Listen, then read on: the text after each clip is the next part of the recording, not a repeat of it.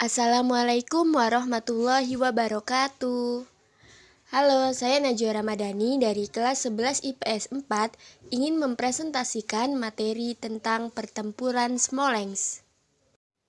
Pada musim panas 1941, di dekat tembok Smolensk, harapan Hitler untuk Blitzkrieg yang brilian melawan Uni Soviet tidak terpenuhi.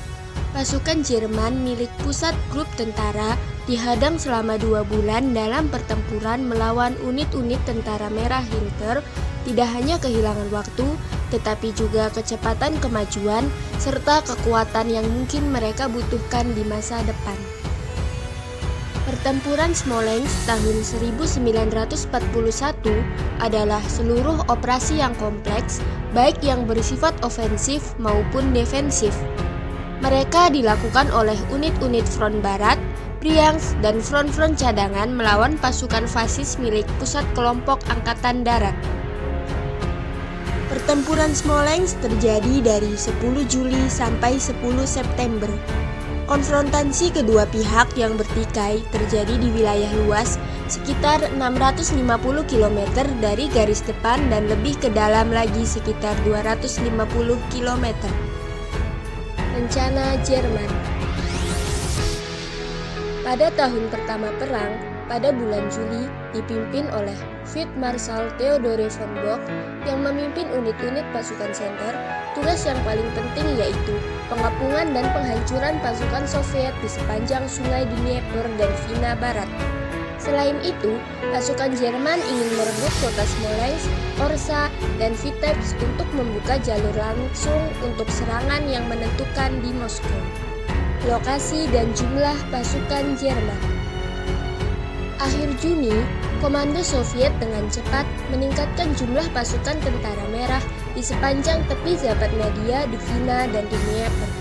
Tugasnya menduduki Polotsk, Vitebsk, Orsa, Kraslava, Sungai Dnieper, dan mengkonsolidasikan batas-batas ini. Smolensk juga bersiap untuk perlindungan. Pertempuran ini memang hebat.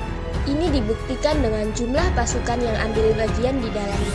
Sementara pasukan Soviet sedang membangun, Komando Jerman juga memperketat kekuatan utama dari 2 kelompok tank di daerah Dwina Barat dan Dnieper. Saat pecahnya permusuhan, Jerman berhasil menciptakan beberapa keunggulan dalam teknologi dan tenaga kerja di bidang arah serangan utama. Tahap-tahap perang Smolensk dibagi menjadi 3. Tahap pertama, tanggal 10 sampai 20 Juli. Serangan musuh meningkat, sisi kanan dan tengah front barat jatuh. Kelompok tank Jerman, Hermann Gott dan tentara lapangan ke-16 yang bertindak bersama berhasil memecah belah pasukan ke-22 dan menembus pertahanan tentara ke-19 di daerah Vitebsk. Pasukan ke-22 Uni Soviet mengkonsolidasikan posisi mereka di Sungai Lovati. Mereka memegang Lukas besar. Sementara itu, pasukan ke-19 yang memimpin pertempuran terpaksa mundur ke Smolensk. Di sana, bersama dengan pasukan ke-16 yang memimpin pertempuran defensif untuk kota. Sementara itu, kelompok Panzer kedua, pimpinan Heinz Guderian, mampu mengepung pasukan Soviet di dekat Mogilyov. Mereka memenangkan Orsa, Smolensk, Vitebsk, dan Yelnya. Pasukan Soviet dikepung sambil mempertahankan Mogilyov. Angkatan Darat ke-21 berhasil melakukan operasi ofensif dan membebaskan Rogachev dan Zlobin. Setelah itu, mulai menyerang Bythof dan Bobruisk. Tahap kedua pada tanggal 21 Juli sampai 7 Agustus. Pasukan Soviet di front barat menerima bala bantuan baru dan segera melakukan ofensif di wilayah berpenduduk Yarsevo, Bely, dan Roslav. Di selatan, kelompok kavaleri memulai serangannya di sisi dan mencoba untuk memotong pasukan utama unit musuh dari belakang yang merupakan anggota dari pusat grup Angkatan Darat. Pada 24 Juli, pasukan ke-13 dan 21 bersatu di front tengah. Komandan menunjuk Kolonel Jenderal Fyodor Kuznetsov. Pasukan Soviet berhasil menggagalkan rencana serangan kelompok tang musuh dan pasukan ke-16 serta ke-20 terlepas dari pengepungan. Tahap ketiga pada tanggal 8 sampai 21 Agustus. Pertempuran bergerak ke selatan Smolensk, ke sentral, dan ke front Bryansk. Dipimpin oleh Letjen Yeremenko, Satuan Tentara Merah berhasil mengusir semua serangan Jerman dan kelompok tang mereka. Alih-alih menyerang Moskow, kaum fasis terpaksa menghadapi bagian-bagian pasukan Soviet dari selatan. Namun, Jerman masih berhasil bergerak ke pedalaman sekitar 120 sampai 150 km. Mereka berhasil menyisipkan di antara dua formasi dari front sentral dan Bryansk. Ada ancaman pengepungan. Markas besar memutuskan unit-unit front barat dan tengah pada tanggal 19 Agustus dialokasikan untuk Dnieper. Pasukan barat dan cadangan, serta pasukan ke-43 dan ke-24 mulai melakukan serangan balik yang kuat terhadap musuh di wilayah Yatsevo dan Yelnya. Akibatnya, Jerman menderita kerugian besar.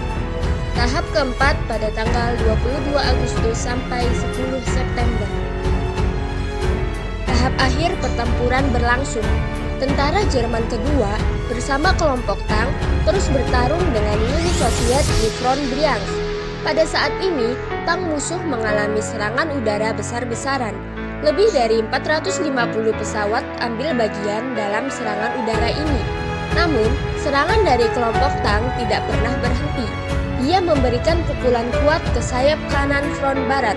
Maka, Jerman menduduki kota Toropets. Pasukan 22 dan 29 terpaksa mundur di luar Dvina Barat. Pada 1 September, pasukan Soviet menerima perintah untuk menyerang. Tetapi, itu tidak terlalu berhasil. Hanya bisa mengalahkan tentara Jerman di dekat Yelnya. Dan pada 10 September, tindakan ofensif diputuskan untuk berhenti dan terus bertahan. Maka, berakhirlah pertempuran Smolensk pada tahun 1941. Kesimpulan. Pada tahun 1941, perang patriotik hebat berkobar.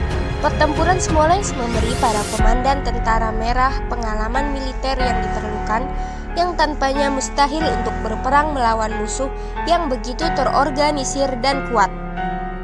Konfrontasi ini berlangsung 2 bulan. Alasan utama kegagalan rencana serangan kilat Hitler melawan Uni Soviet. Makna pertempuran Smolensk sulit dinilai karena ada upaya tidak manusiawi dan tindakan heroik, serta dengan kerugian besar, tentara merah berhasil menghentikan musuh dan melanjutkan untuk mempertahankan pendekatan ke Moskow. Uni Soviet mengambil alih pasukan tang Jerman yang kemudian mereka gunakan untuk merebut kota terpenting kedua di Uni Soviet, yaitu kota Leningrad.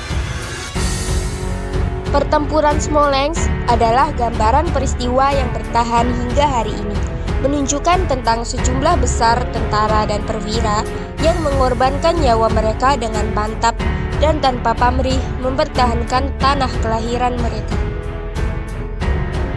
Tetapi tak boleh juga dilupakan warga sipil di wilayah itu yang telah memberikan bantuan yang tak bernilai dalam menciptakan posisi defensif atau bertahan.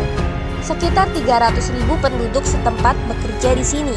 Selain itu, mereka juga mengambil bagian dalam pertempuran. Lebih dari 25 brigade dan batalion tempur dibentuk di wilayah Smolensk dalam waktu singkat. Sekian saja video yang bisa saya sampaikan. Kurang lebihnya mohon maaf. Wassalamualaikum warahmatullahi wabarakatuh.